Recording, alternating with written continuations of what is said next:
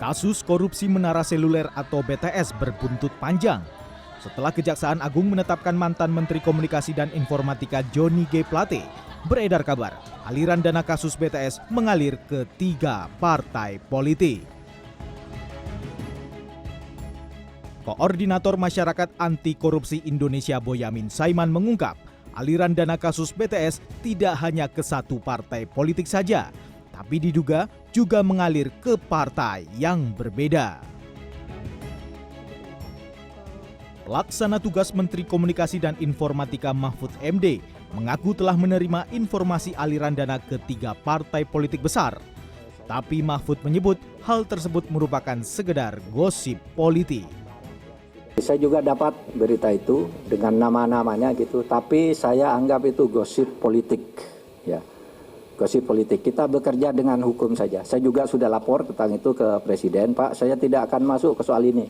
Ini pembuktiannya akan rumit dan mungkin menimbulkan kerumitan politik. Oleh sebab itu, saya persilahkan Kejaksaan atau KPK kalau itu di luar angka-angka yang sudah konkret untuk menyelidiki ini. Tetapi kalau saya sendiri menganggap itu sebagai gosip politik yang tidak akan saya tangani secara administratif.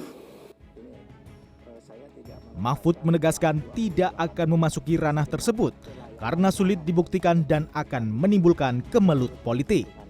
Mahfud mengaku telah melaporkan informasi itu kepada Presiden Joko Widodo. Sebagai salah satu partai politik besar pendukung pemerintah, Ketua DPP PDI Perjuangan Said Abdullah membantah jika partainya turut menerima aliran dana kasus korupsi BTS Kominfo. Said menegaskan PDI Perjuangan tidak pernah menggelar rapat khusus dalam membahas persoalan ini dan tidak ada juga instruksi dari Ketua Umum Megawati Soekarno Putri. Saya tidak mendengar, saya tidak melihat, dan saya memastikan tidak ada Mira masuk di BTS. Saya garansi kalau saat itu. Justru perintah Ibu Ketua Umum adalah kita ikut bersedih dengan kejadian seperti ini. Sebelumnya bakal calon presiden dari Koalisi Perubahan Anies Baswedan menyinggung kasus BTS dalam pidato politiknya pada Minggu lalu.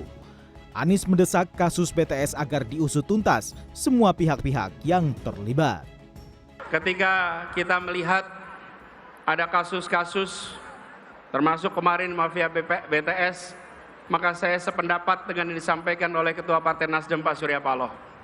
Tuntaskan penyelidikannya.